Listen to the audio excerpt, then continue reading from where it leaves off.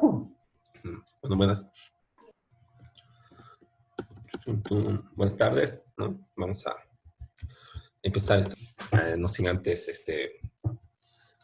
indicarles, ¿no? Que, bueno, como en anteriores semestres también se han hecho las pruebas diagnósticas, pero ahora las vamos a hacer por intermedio de un cuestionario que no está dentro de la plataforma, está programada en una aplicación que se llama Ara Google Drive, es otra herramienta de esta página de Google, pero es para tan complicados en su realización o en su resolución como son los cuestionarios planteados, digamos, mediante el Moodle, como eran los exámenes parciales y el final. Entonces, les voy a pedir de que en el grupo del WhatsApp me manden sus correos cada uno para que yo les mande la prueba diagnóstica y solamente la corrigen como una encuesta, o digo, la llenan como una encuesta, que son 6 preguntas nada más.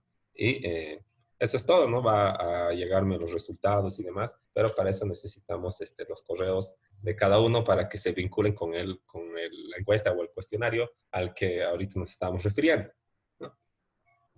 Entonces, ahorita nos toca empezar a avanzar lo que sería el derecho notarial, ¿no? Pero vamos a dar un pequeño pantallazo a la maestre. Una vez, claro, revisado un poco también la teoría y todo, más a la parte práctica notarial, ¿no? Y todo gira en base pública, es un documento que emite una autoridad con una competencia, una atribución para realizar tales documentos, ¿no? Puede ser en el caso de judicial una sentencia que la emite la autoridad, que es las escrituras públicas o los testimonios que emite el notario, ¿no? Los testimonios que emite el notario se llaman escrituras públicas, ¿no? Ya sea un poder o una escritura pública de una compra-venta o algo, ¿no? Y es un documento que eh, sale de la notaría con una carátula como este que tenemos en la pantalla, ¿verdad? Y bueno, en este caso es un testimonio de poder. No el notario puede elaborar notariales, ¿verdad? Como seguramente muchos ya saben, la declaración, sino que otros trámites determinados que están expresamente establecidos en la ley 483 han pasado a ser de trámites judiciales que eran anteriormente, han pasado a ser, perdón, de procesos judiciales, porque no son trámites los judiciales, ¿verdad? De procesos judiciales han pasado a ser trámites administrativos en la vía notarial, ¿no? Y no se olvide poner su nombre en el chat para registrar también la asistencia, por favor, ¿no? Así vamos a poder tomar en cuenta la asistencia a la primera clase, como nos ha indicado la coordinación, y además tampoco se olviden mandar sus correos en el chat grupal, porque, bueno, en el grupo de WhatsApp, para que yo les pueda enviar la prueba diagnóstica, ya sea en el receso o finalizando la clase, una de dos, así van a poder, bueno, tener acceso a la prueba diagnóstica y además resolverla y tener en cuenta proseguir, ¿no? A dar el pantallazo general de lo que es la materia que ahora nos atañe, ¿no? Que, bueno, es en realidad bien interesante y bonito porque como abogados de práctica profesional libre o ya sea como asesores, pues siempre vamos a estar involucrados con algún testimonio, con alguna declaración voluntaria ante el notario o, un act, o la realización de un acta. En el caso de que estemos asesorando a una sociedad comercial, nos vamos a realizar actas, vamos a realizar poderes, vamos a realizar compras, ventas, ¿no? También cuando estemos asesorando a personas naturales, lo propio, ¿verdad? Vamos a recurrir a notario para tramitar los trámites voluntarios, las compras y ventas, las sesiones, las afectaciones al derecho de propiedad, como las hipotecas, los usufructos, ¿no? Y cada uno de esos documentos públicos, ¿no? Eh, tiene sus propias características formales y también de fondo, ¿no? Aunque no varían mucho las de fondo, pero cada tenemos que estudiarlos. Y lo más importante que tenemos que hacer es saber elaborarlos, ¿verdad? Porque de nada nos va a servir saber qué es el poder y cuántas clases hay, el mandato y el general, el especial o el poder colectivo, todo. Pero si no vamos a poder realizar ni una instructiva, ¿no? Entonces, a lo que vamos a apuntar es a revisar si la parte doctrinal y todo, y en apoyo con lo que señala la norma, ¿verdad? Porque no es, los notarios no inventan nada, cumplen la ley y nada más, ¿verdad? Entonces, todo está plasmado en las normas y dando cumplimiento a las normas vamos a poder elaborar estas escrituras públicas, obviamente apoyándonos primero también de la doctrina y la teoría para poder elaborar de buena manera estos documentos que se llaman documentos notariales, ¿verdad? Y que vienen en estos formularios, que son los formularios notariales, como su redacción. Entonces, vamos a revisar los antecedentes del notario, qué es el notario de fe pública, en qué consisten sus principales atribuciones, cuáles son las instituciones a las que, bajo las que son jerárquicamente superiores o que se encuentran, o aquellas que están en tuición de los notarios. También vamos a revisar la práctica notarial en el exterior, porque los ciudadanos en el exterior también pueden realizar negocios jurídicos, ¿verdad? Entonces necesitan el amparo de una autoridad nacional que pueda expedir esta clase de documentos, ¿no? Para que no tengan que estar viniendo solamente a otorgar un poder, digamos, para que su hermano se lo compre un lote. Entonces, ¿qué hacen? Van a la embajada o al consulado más próximo del lugar en el que residen y realizan la elaboración de estos documentos, ¿no? En la oficina consular, ¿no? Lo que quiere decir que, de acuerdo a un principio de extraterritorialidad, ¿no? Bajo el cual trabaja el consulado y la embajada, ¿no? También pueden ejercer funciones notariales y hacer la de notario, pues, en la embajada o el consulado y otorgar así las escrituras, perdón, los documentos públicos, los poderes, las actas, pero tienen ciertas limitaciones, ¿no? No tienen todas las atribuciones que tiene un notario de fe pública acá dentro del territorio nacional, ¿no? Como podríamos tramitar acá en el Cercado, o en La Paz, o en Quillacollo. Entonces vamos a ver todo esto, ¿no? Y llegado el momento vamos a redactar el testimonio, como aquí lo ven, ¿verdad? Que acá en esta parte dice testimonio de, ¿no? Cuando dicen testimonio de, es una copia, ¿verdad? Si bien está en documentos, en formularios originales, no es el original, original, original, ¿no? El original, original nunca va a salir de la notaría, ¿no? Eso ya es propiedad del Estado Plurinacional de Bolivia. Eso se llama la documentación base para el otorgamiento. Entonces, esta documentación base para el otorgamiento es fielmente transcrita acá, ¿no? Y se agregan algunas cláusulas al principio y al final que son propias de ella del ejercicio de la función notarial.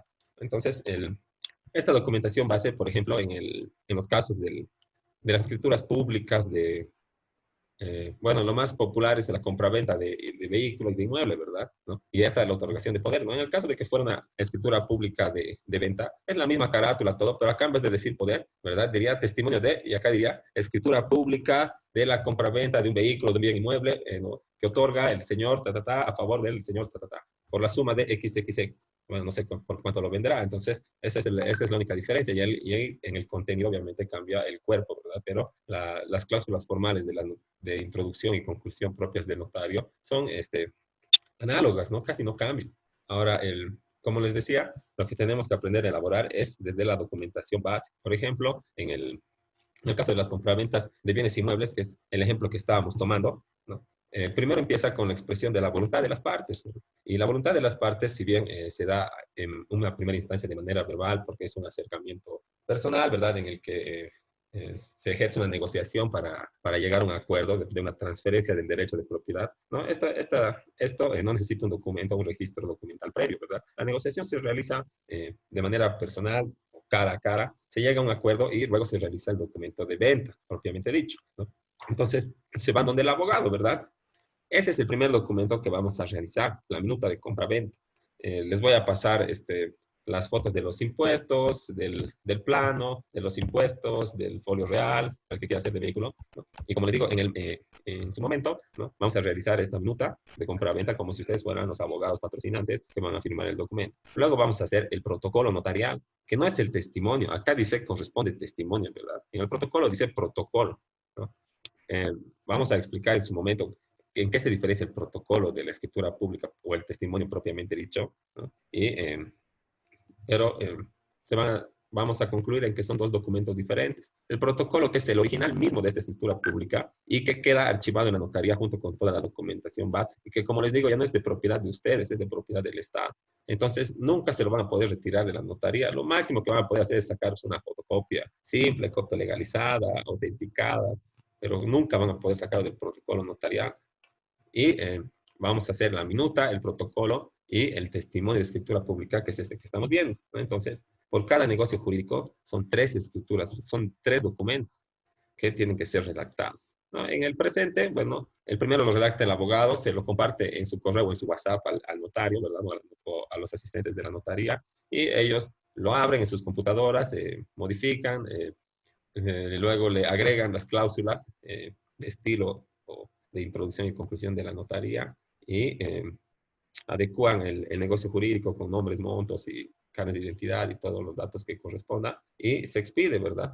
Pero antes, cuando no existía el correo electrónico, el WhatsApp, el Internet, ¿no? Que pero tal vez sí existía la computadora con la impresora de cinta, ¿verdad? Era difícil transcribir porque había que hacer 3 veces lo mismo o 2 veces lo mismo, ¿no?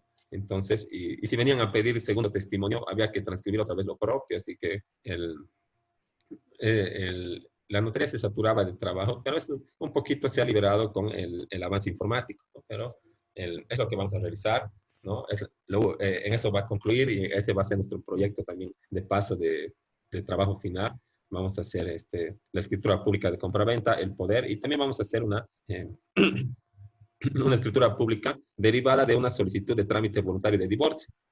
Y este es un poquito más complicado porque, bueno, en vez de la minuta hay que presentar el acuerdo desvinculatorio o de separación, ¿verdad? Antes de eso hay que presentar una solicitud, que es una pequeña carta, que también es un requisito formal y que también hay que aprender a hacerla, ¿no? Que, bueno, supongo que todos ya han transcrito alguna carta en su vida, entonces eso no va a ser difícil. Luego vamos a hacer el acuerdo, el protocolo y la escritura pública de esto, así que vamos a poder cumplir el curso habiendo elaborado los documentos cual si fuésemos los abogados privados, y también los protocolos y las escrituras públicas, que ya es la función notarial, y así vamos a poder adquirir las habilidades y las competencias como para este tipo de documentos, ¿no? Y a la parte, digamos, doctrinal de los contratos, como las diferentes definiciones, el análisis detallado de las partes de fondo del contrato y la evolución de los mismos, eso se lo vamos a dejar para el docente de obligaciones y contratos, ¿no? Pero lo que sí vamos a realizar de manera práctica las minutas y van a ver que no es difícil realizar un contrato, ¿no? Y eso es lo que vamos a poder, las habilidades que vamos a adquirir este semestre. Y además van a poder también revisar ustedes la documentación para ver si algún contrato que tal vez inmiscuya a sus personas o a su familia está bien realizado, ¿no? Porque todo contrato, toda transferencia del dominio, del derecho de propiedad o del dominio, sale de la documentación en la que se describe este derecho de propiedad, como por ejemplo en el caso de los inmuebles, es pues el folio real, el testimonio, el plano, el catastro, los impuestos, y son 5 documentos cuya información contenida en estos tiene que ser totalmente consistente, ¿no? Si no es consistente, o sea, si varía en uno y en otro, ya entonces hay que hacer no es que no sea de él, ¿verdad? Pero hay que regularizar, ¿no? Entonces, hasta que no regularice, puede darle un adelanto o algo así, pero no, no podría inscribirlo a su nombre porque falta realizar este saneamiento de la documentación, ¿no? Entonces, vamos a aprender a revisar todo eso y es por eso es tan interesante esta materia y me parece muy importante para la práctica profesional de los que piensen dedicarse al ejercicio libre y, ¿por qué no, también a los que quieran asesorar a una empresa o algo? No siempre van a estar en contacto con notarios y para los que quieran ser notarios también, ¿no? Porque como vamos a realizar ya los protocolos y las escrituras públicas, van a poder estar en conocimiento de cómo se elaboran estos documentos y cómo se realiza dentro de la notaría, ¿no? Y así, si tal vez deciden empezar, tienen la aspiración de ser notarios, porque solamente los abogados pueden ser notarios, ¿no? Entonces ese es un punto a favor, ¿no? Pero hay que tener experiencia, ¿verdad? Entonces hay que ir a trabajar a la notaría de asistentes y adquirir la experiencia para la elaboración de estos documentos. Y cuando uno no sabe nada de la elaboración de los documentos, entonces es difícil hasta empezar a trabajar en la notaría, ¿no? Pero vamos a adquirir aquellos conocimientos para poder elaborar de buena manera estas escrituras públicas.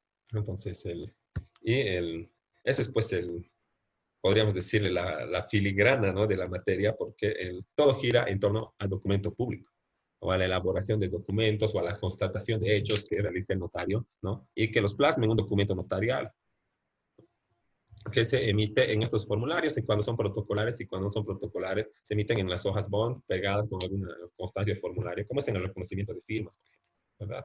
Que solamente va la hoja bond y por la misma hoja bond que llevan las partes firmada y por atrás el formulario de reconocimiento de firmas. Entonces, esos son documentos ya, o bueno, ahora es protocolar, pero antes era extra protocolar. Y vamos a ir revisando todo aquello. Y también, como les dije, los trámites voluntarios en la vía notarial, que esa parte también es muy interesante debido a que estos trámites voluntarios antes eran procesos judiciales, ¿no? Y eran procesos judiciales voluntarios, ¿verdad? Entonces, como estaba tan saturado de trabajo el juzgado, ¿no? Estos procesos voluntarios lo que hacían era cargar de más,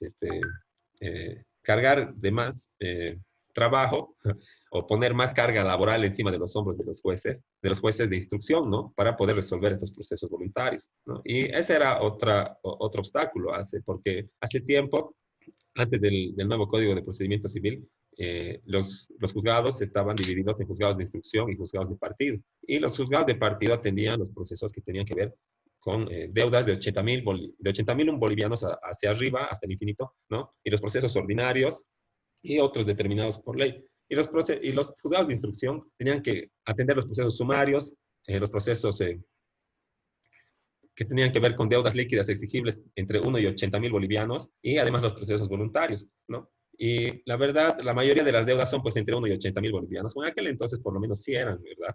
Y eso derivaba en que los juzgados de partido no estén tan abarrotados de trabajo como estaban los juzgados de instrucción, y aparte tenían que resolver los procesos voluntarios. Entonces, lo primero que han hecho ha sido quitar la categorización de los juzgados, y se ha cambiado y se ha eliminado la denominación de instrucción y de partido, y se han vuelto solamente juzgados públicos. Si alguno ha ido al juzgado, tal vez trabaja ahí de amanuense, o ha trabajado, va a ver que en los letreros dice juzgado público, porque ya no existe la clasificación de partido de instrucción. Entonces, eso ha dado como resultado que se elimine la diferencia en razón de la cuantía, ¿no? Pero todavía era mucha la carga, así que han dicho, bueno, si somos jueces y el juzgado es una institución eminentemente litigiosa, ¿verdad? ¿Y qué quiere decir un litigio? Quiere decir una pelea, un conflicto, un choque de intereses en este caso, o de derechos, ¿no? Entonces, eh, los del juzgado y los procesos voluntarios no tienen este carácter litigioso, ¿verdad? Entonces, los funcionarios del juzgado han concluido de que están perdiendo o estaban perdiendo el tiempo en pronunciarse sobre trámites o solicitudes voluntarias, cuando no es la esencia del juzgado, ¿verdad? Porque la esencia del juzgado es resolver litigios, y en esos casos no estaban resolviendo ningún litigio, y estaban dedicándole el tiempo que debían dedicarle a resolver litigios a pronunciarse sobre temas voluntarios. Y se ha determinado de que estos procesos voluntarios, ¿no?, ya no sean atendidos por los jueces, sino que se pase a la vía administrativa como trámites, ¿no? Porque no pueden seguir siendo procesos porque solamente los jueces atienden procesos, ¿verdad? Entonces tienen que ser trámites administrativos. Y los notarios de fe pública pertenecen también, son la parte administrativa y son un ente administrativo y pertenecen al órgano judicial, o se encuentran bajo tuición del mismo, por lo que se les ha derivado a los notarios que atiendan los procesos voluntarios, ¿no? Y estos procesos voluntarios pueden ser civiles o familiares, ¿no? Entre los familiares están el divorcio, el más popular, ¿verdad? Le dicen ahora divorcio express en 3 meses, todo eso, ¿no? Está ese y el permiso de viaje al exterior cuando estén presentes los dos padres de familia, ¿no? Pero siempre puede haber conflicto en alguna de estas cosas, ¿verdad? Y luego están los trámites civiles que se refieren a la posesión y que antes se denominaban procesos interdictos, de retener la posesión, recobrar la posesión, adquirir la posesión, y de daño, ¿cómo era? De obra no perjudicial o de daño temido, ¿no? Esos eran los procesos posesorios. Esos procesos posesorios han dejado de ser así, y se ha pasado a la afición de los notarios. Pero en, en estas solicitudes siempre puede surgir un conflicto. Hay además la declaratoria de herederos, ¿verdad? Entonces, como la notaría no es como el juzgado, ¿verdad? El juzgado es, como les decía, eminentemente litigioso, pero la notaría es eminentemente expresión de la voluntad, ¿no? Entonces, no existe litigio. Y cuando aparezca el litigio ya no va a poderse proceder en la vía notarial. Entonces, puede ser que no se cumpla con los requisitos para el divorcio, ¿verdad? Como que no exista hijos, que no exista bienes gananciales, o tal vez no están presentes los dos padres para el permiso de viaje al exterior, o tal vez en el proceso de declaratoria de herederos, uno de los herederos no está de acuerdo porque señala la existencia de otro bien que no se está tomando en cuenta o algo así. Entonces, apareció el litigio y cancelamos la vía notarial y la derivamos a la vía judicial, ¿no? Para esos casos está reservada la vía judicial en relación a estas solicitudes que son en primera instancia de carácter voluntario, ¿no? Existe litigio y recién va a la vía judicial. Pero si no existe litigio, tenemos que ir a la vía administrativa, o sea, trámite voluntario notarial, ¿no?